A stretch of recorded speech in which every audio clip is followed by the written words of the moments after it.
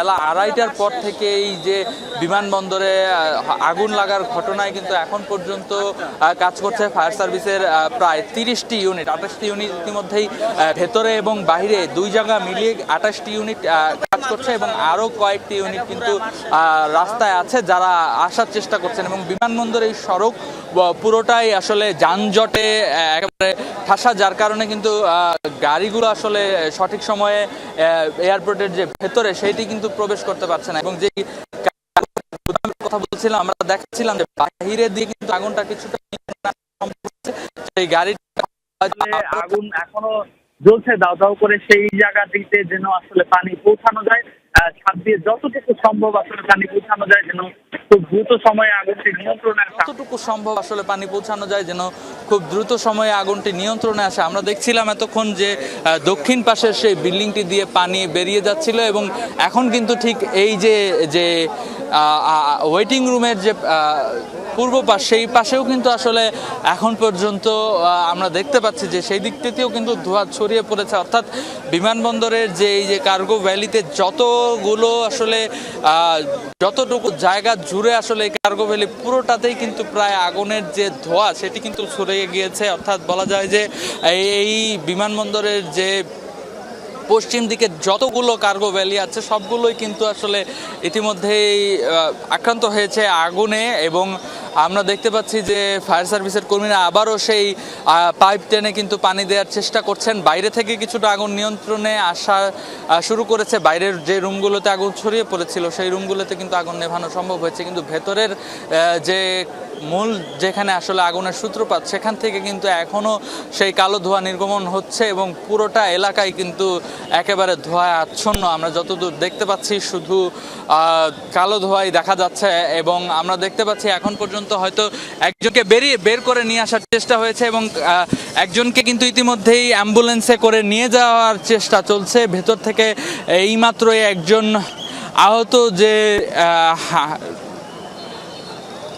রোগী তাকে কিন্তু বের করে সেনাবাহিনীর গাড়িতে তোলা হচ্ছে এবং প্রাথমিকভাবে যেটি বলছিলাম যে কিছুক্ষণ পরপরই একটা অ্যাম্বুলেন্সে করে কিন্তু চিকিৎসকদের যে দল, সেই চিকিৎসকদের দল কিন্তু এই যে এয়ারপোর্টের যে পার্কিংয়ের যে বাইরে তারা কিন্তু সেখানে আসছিলেন এবং এই মাত্রই কিন্তু আরও একজন অর্থাৎ এসে আমরা যেমনটি বলছিলাম যে দুইজনের আহতের কথা শোনা গেছে, কিন্তু এই মুহূর্তে কিন্তু আমরা দেখতে পাচ্ছি যে এই দিকটা দিয়ে এই অ্যাম্বুলেন্সগুলো যে দাঁড় করিয়ে রেখেছে তারা সেখান দিয়ে কিন্তু রোগীরা যেন আসলে খুব দ্রুত সময়ে তাদের আহতদের যেন চিকিৎসা নিশ্চিত করা যায় সেটি ব্যবস্থা করছেন তারা। এবং এই মুহূর্তেই সেই যে সেনাবাহিনীর গাড়িটি সেটিতে করে কিন্তু একজন আহত রোগী ভেতর থেকে নিয়ে আসা হয়েছে, যিনি আগুনে ঝলসে গেছেন তার শরীর।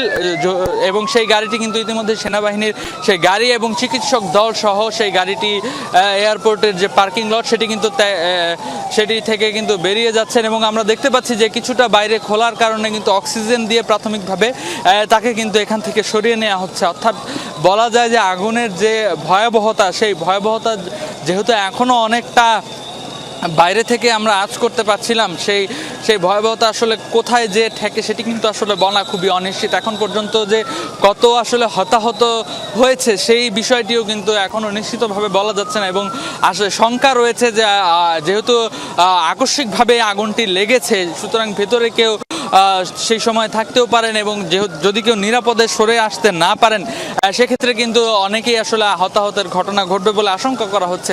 পাশাপাশি আমরা ভেতরের কয়েকটি ভিডিও ফুটেজে দেখছিলাম যখনই আগুনের সূত্রপাতই হয়েছে আশপাশে কিন্তু কয়েকটি বিমান আসলে পার্কিং করা ছিল, সেগুলো কিন্তু দ্রুত সময়ে সরিয়ে নেওয়ার যে ব্যবস্থা সেটি কিন্তু করা হয়েছে। আমরা দেখতে পাচ্ছি যে আরেকটি নতুন গাড়ি এসে যুক্ত হয়েছে, পাশাপাশি আবারও সেই ফায়ারের যে এসকেলেটর সেটি কিন্তু আবার উপরের দিকে নেওয়া হচ্ছে। অর্থাৎ যেমনটি আমরা বলছিলাম যে কিছুক্ষণ আগে যে বাইরে দিয়ে আগুন নিয়ন্ত্রণের চেষ্টা করা হলেও কিন্তু ভেতরের যে আগুন সেটি কিন্তু এখনো নিয়ন্ত্রণে আসেনি।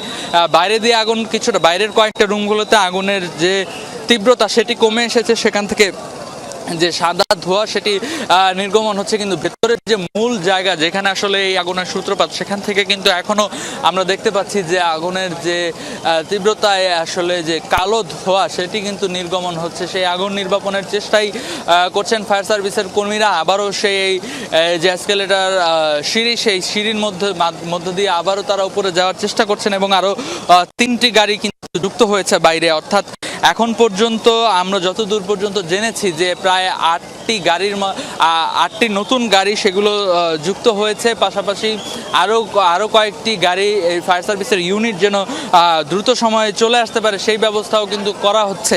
এবং আমরা দেখতে পাচ্ছি যে এখন পর্যন্ত কিন্তু আরও 5টি ইউনিট অপেক্ষমান রয়েছে বিমানবন্দরের বাইরে, এবং সব মিলিয়ে মোট 31টি ইউনিট এখন কিন্তু এই ফায়ার সার্ভিসের যে কর্মযোগ্য সেখানে যুক্ত হয়েছে। এবং শুধুমাত্র ফায়ার সার্ভিসের কর্মীরাই না, ফায়ার সার্ভিস সহ এইখানকার যে পুলিশ, আনসার এবং এপিবিএন সদস্যরাও কিন্তু এই যে আগুন নির্বাপনের কাজে যোগ দিয়েছেন। এবং আমরা দেখতে পাচ্ছিলাম যে ফায়ার সার্ভিসের কর্মীরা চেষ্টা করছেন যেন আবার সেই ফায়ার এসকেলেটর দিয়ে উপরের দিকে উঠে সেই দিক থেকে আসলে পানি ছিটিয়ে কিছুটা আগুন নিয়ন্ত্রণে আনা যায় কিনা সেই চেষ্টাও কিন্তু তারা করছেন। এবং আমরা দেখতে পাচ্ছি যে এই যে কার্গো সেকশনের যে আগুন, সে আগুন নিয়ন্ত্রণে কিন্তু ইতিমধ্যেই যোগ দিয়েছে সেনাবাহিনী, নৌবাহিনী সহ এপিবিএন, পুলিশ, আনসার, অর্থাৎ সকল বাহিনীর সম্মিলিত প্রচেষ্টায় কিন্তু তারা চেষ্টা চালিয়ে যাচ্ছেন যেন আগুন নিয়ন্ত্রণে আনা যায়। বারবারই বলছিলাম যে বাইরের দিকে আগুন ছড়িয়ে পড়ার শঙ্কা রয়েছে, এবং সেই আগুন যেন ছড়িয়ে না পড়ে সেই জন্য কিন্তু বাইরের দিকটাতেও কিন্তু বেশ নিরাপত্তা ব্যবস্থা জোরদার করা হয়েছে। এবং আমরা দেখতে পাচ্ছি যে আরও একটি অ্যাম্বুলেন্সে করে কিন্তু আরও একজন রোগী ভেতর থেকে নিয়ে যাওয়ার জন্য প্রচেষ্টা চলছে। অর্থাৎ এই পরিস্থিতি সেটি কিন্তু একেবারেই ভয়াবহ বলা যায়, কেননা আগুন এখনো কত আসলে হতাহত সেটি যেমন নিশ্চিতভাবে বলা যাচ্ছে না, সেই সাথে হতাহতদের যেন সঠিকভাবে সেই প্রাথমিক চিকিৎসা দিয়ে যেন বড় কোনো দুর্ঘটনা এড়ানো যায় সেজন্য কিন্তু তৎপর রয়েছে সেনাবাহিনীর বেশ কয়েকটি অ্যাম্বুলেন্স, পাশাপাশি সিভিল এভিয়েশনের অ্যাম্বুলেন্সও আমরা দেখতে পাচ্ছি। এবং অ্যাম্বুলেন্সের পাশাপাশি ফায়ার সার্ভিসের কর্মীরাও কিন্তু একের পর এক পানি ভর্তি যে ট্রাকগুলো রয়েছে সেগুলো এনে এখানে চেষ্টা চালিয়ে যাচ্ছেন যে বাইরের যেন আগুনগুলো কমপক্ষে নিয়ন্ত্রণে আনা যায়। আমরা যদি একটু দেখাতে চাই যে এই যে বাইরের যে ভবনের যে যতগুলো কক্ষ রয়েছে সেই কক্ষে কিন্তু আগুন অনেকটাই পানি দেওয়ার কারণে কিন্তু আগুন নিয়ন্ত্রণে এসেছে কি, তবে ভেতরের যে মূল